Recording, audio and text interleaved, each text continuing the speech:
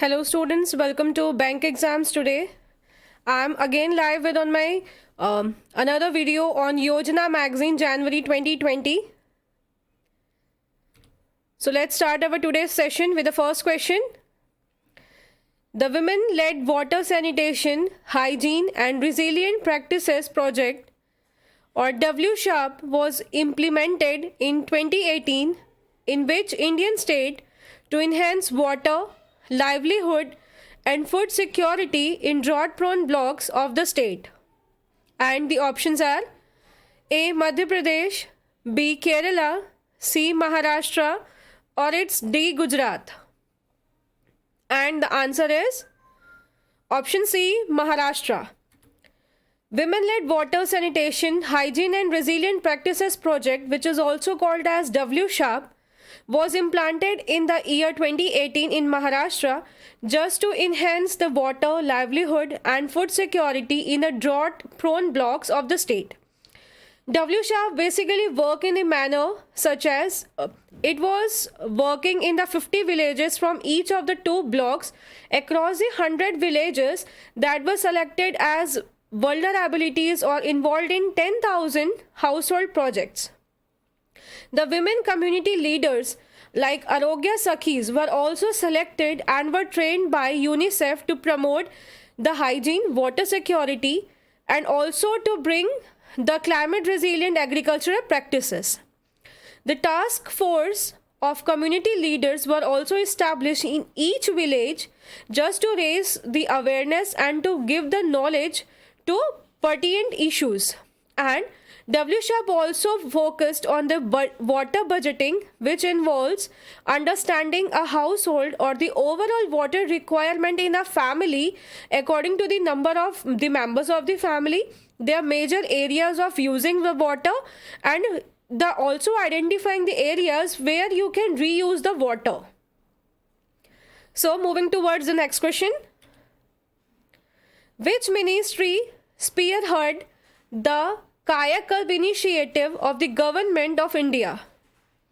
Options are A. Ministry of Electronics and Information Technology, B. Ministry of Health and Family Welfare, C. Ministry of Environment, Forest and Climate Change, or it's D. Ministry of Renewable Energy. And the answer is option B. Ministry of Health and Family Welfare. So the Kayakalp is basically the initiative which was launched by the Ministry of Health and Family Welfare in the beginning of year 2015. The aim of this initiative is to improve the infrastructure, is also to improve the hygiene and the sanitation, and also to control the infectional practices, especially in the central governmental institutions and also in the public by giving the public health facilities in all the states including the union territories as well. The health facilities are accessed and are scored on the various parameters like every year the highest scoring facilities at each level, they will be getting the recognition or they will be getting the award which was given the name as Kayakalp Awards also. So next question. The National Clean Air Program, which was also called as NCAP, launched by the government in 2019, has the target to achieve 20 to 30% of reduction in PM10 and PM2.5 concentration by dash.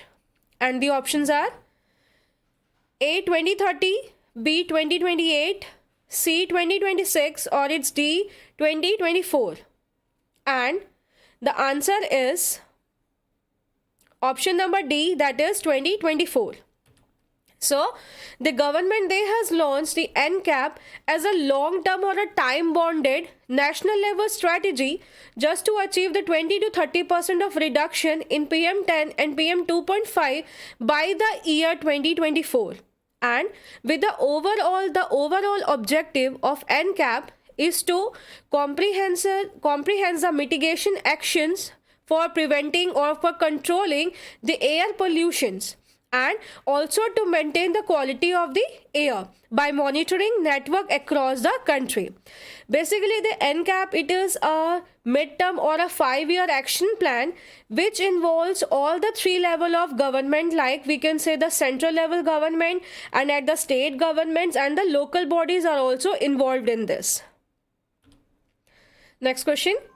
India's intended nationally determined contribution INDC in 2015 committed to reduce its emission intensity per unit GDP by what percent by the year 2030?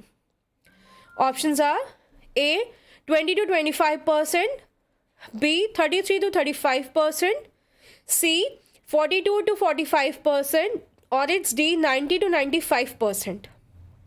And the answer is option B 33 to 35%.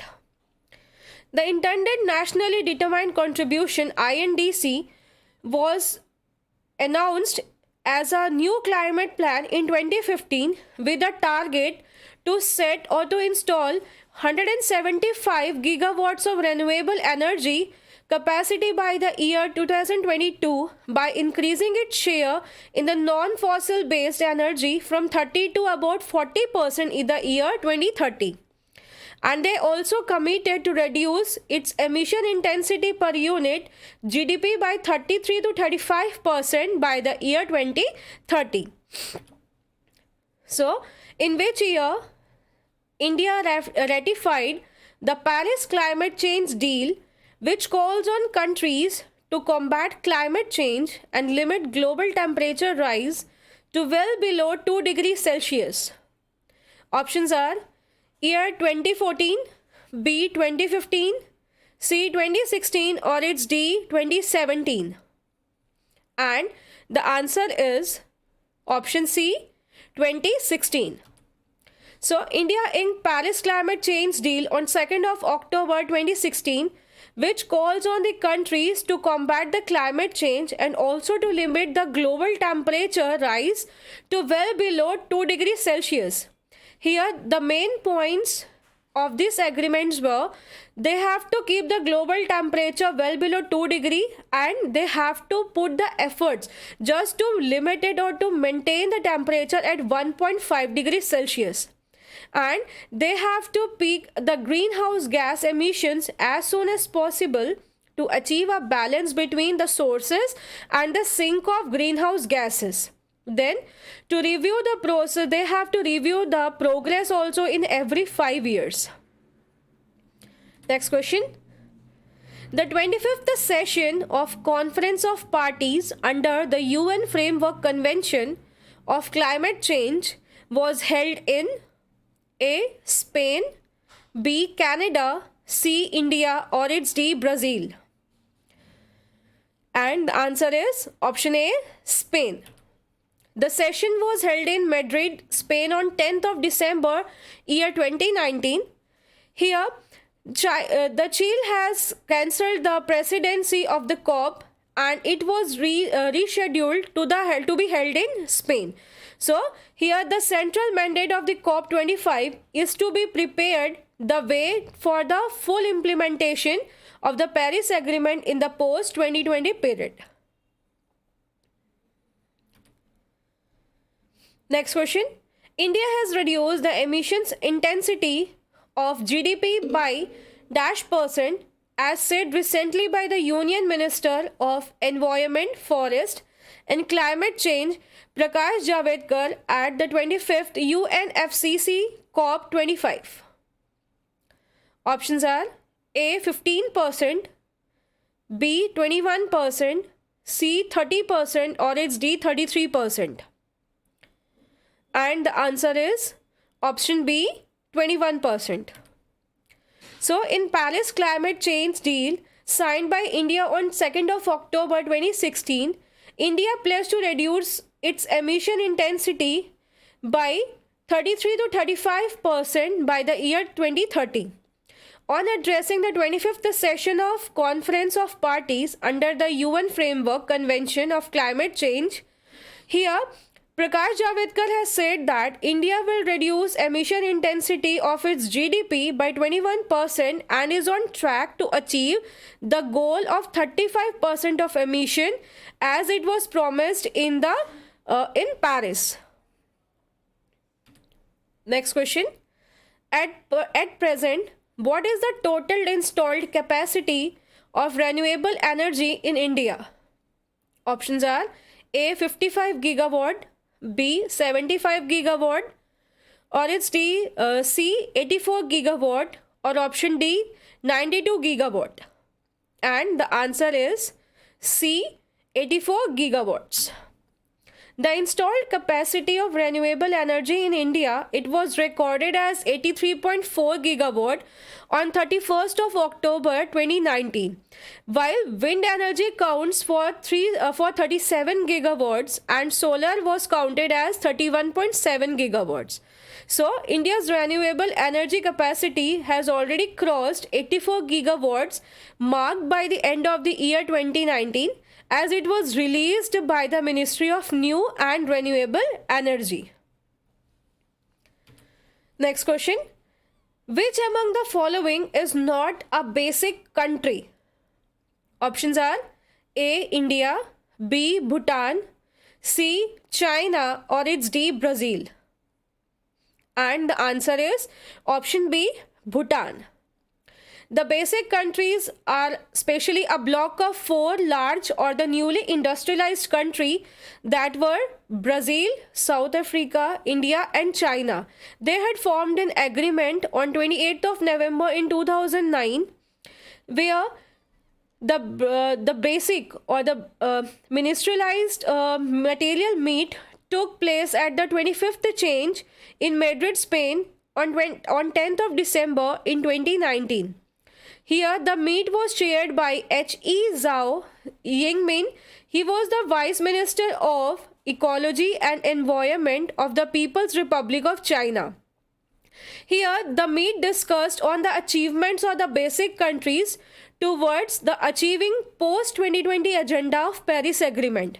Here in 2018, China, it was reduced carbon dioxide emissions, and South Africa has recently implemented a carbon tax and announced a renewable energy program in its electricity plan. And India has achieved 21% of reduction in emission intensity of GDP in 2014 as it was compared to 2005 level, and thus achieve its pre-2020 target also. And Brazil has already achieved 58% of emission intensity reduction of GDP in 2015 by overachieving its 36% of target. And today's last question. The National Voters' Day is celebrated since 2011 every year across the country on which date? Options are 5th January, B. 11th of January, C. 22nd January, or it's D. 25th of January. And the answer is option D. 25th of January. National Voters' Day is celebrated on 25th of January. Here it was started firstly in the year 2011. So in the year 2020 it had already completed its decade, and the day marks as the foundation day of Election Commission of India, which was established on 25th of January in 1950.